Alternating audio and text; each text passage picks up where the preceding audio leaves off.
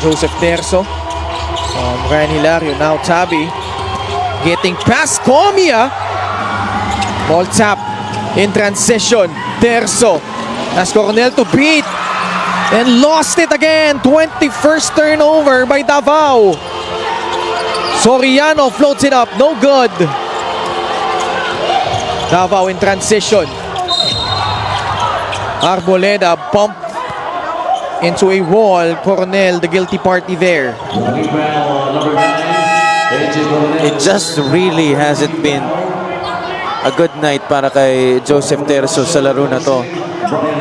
Yeah, his decision making has been off, but alam naman natin that he's really not that type of player.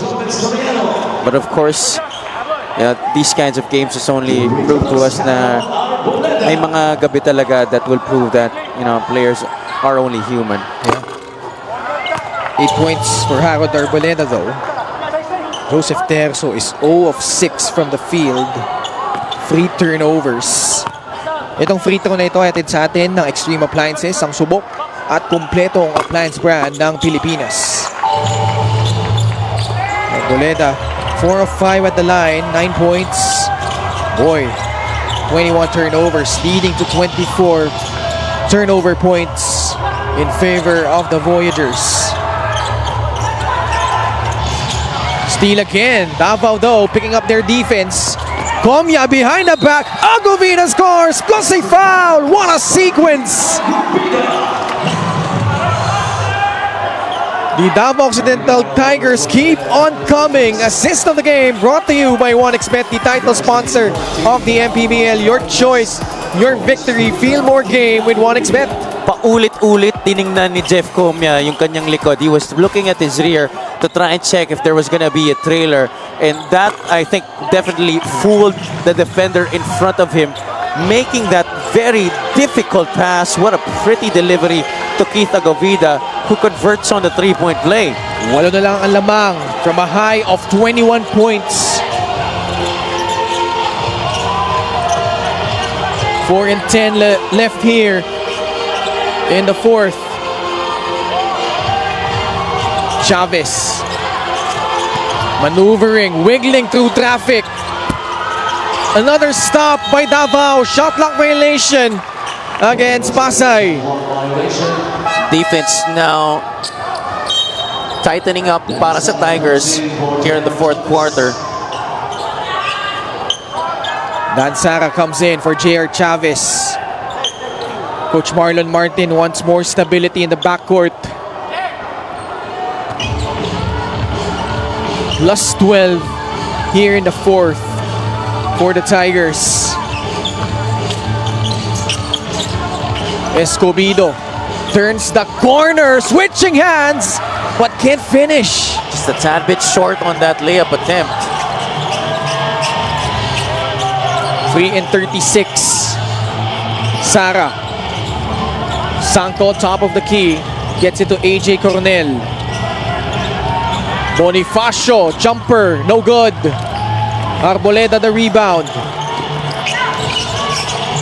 Harold now opts to post up. Tabi able to snatch the ball away from him. Foul given up on Joseph Terzo. Players on the court is staying from their respective benches and observe proper bench. As Cyrus Tavi writhing in pain.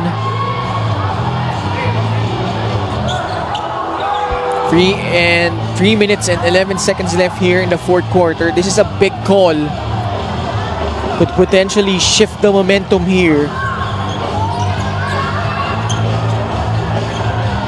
Tavi still down on the floor. And boy, Davao just clamping on the defensive end here to catch up and cut this lead down to single digits, Javi.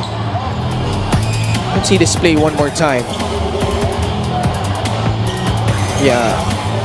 What do you think? Just a regular foul. Yeah. Kasi paiwas naman umiiwas kasi sa contact si Cyrus eh. Ito, one thing I could say is that Pasay certainly has some potential actors in the future. 65 54-56. But if they do decide to enter showbiz, they're gonna take a lot of workshops. Medyo off pa yung Uy, hindi. Unsportsmanlike foul, Javi, ha? Oh, okay. Wow. Much. That's really very surprising. That's to be befuddlement of Joseph Terzo. And that is the 14th foul for Davao Occidental. Dahil ba excessive hard contact? To return Cyrus. Hindi na nasabi sa atin kung ano yung naging criteria, no? Pero I really still don't think that it should have been an unsportsmanlike foul.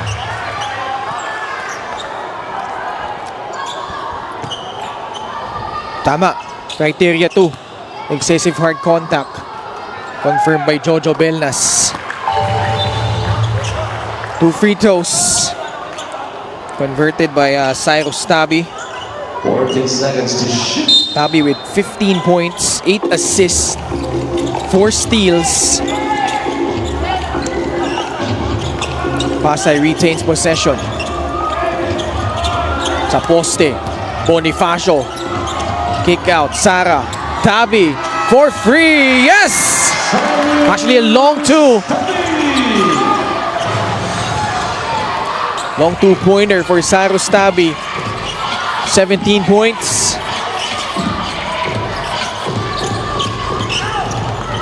Four straight points to bring the lead back up to 12. Turnover again by Davao. Tabi traveled. Traveling. A lucky break right there para sa Davao. This is still very much possible para sa kanila. But they have to get more shots in a hurry right now with just 2:35 remaining. And they gotta prevent shots like this. Tabi rising up in rhythm, catch and shoot, nothing but bottom. Escobedo. Salubre. Hand off to Jeff Comia. 8 on their shot clock. Comia, baseline drive. Oh, what an acrobatic move from Jeff Comia. Still was able to drink a cup of coffee in the air and finish on the other side. 11 Ito si points. Jeff Comia. Second guy in double figures with 11. Oh, Mark Sanko able to trickle that one in. Last 2 minutes of the game. And Pasay up by a dozen. Comia, kick out. Escobedo, right corner free. Off the mark. Salubre gets it back and scores. They need a bunch of stops here. Itong Davao. Salubre with 9 points. Expect Pasay to try and use the full length of their shot clock. Dan Sara. Tabi. Against Salubre. Bonifacio. May pagbanggaan kay Harold Arboleda. Sanko takes that free. No. Forward pass Comia. Gets it to Salubre for back-to-back baskets. Davao Occidental still alive. Tabi using his speed to get past the half-court line. Pulls it back out to Dan Sara. A minute remaining. Oh, and Escobedo stealing his pocket. Raymart Escobedo with a layup. Raymond Escobedo. Certainly very much wide open itong pinto para sa Davao Occidental Tigers. Suddenly, it's Pasay turning the ball over. Tabi in trouble. They barely get the ball across. No need to foul if you're Davao. Time not on their side though. They need to score quickly if they get a stop. Sanko. Free on the shot clock. Sara. A second remaining. Puts it up. It's short. And a shot clock violation against Pasay. But they were able to burn some time. Using the full length of the 24 on that possession. Timeout requested by Coach Arvin Bonleon. His team down by 6, 70-64.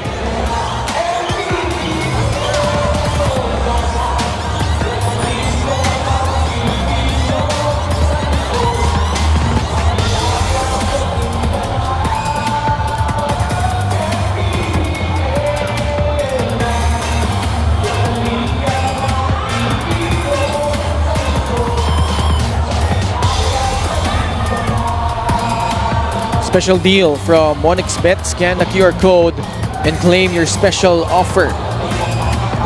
30 seconds to go here in this game. Davao with the basketball, down by 6 points. And they need a quick basket. And this lead was as high as 21 points. Wala nang timeout ang Davao Occidental. Meron pang isa ang Pasay Voyagers. It's important that they make do on this possession. Maybe get a quick one. It can either be a 2 or a 3, but what's important is makapunto sila dito. Both teams in penalty.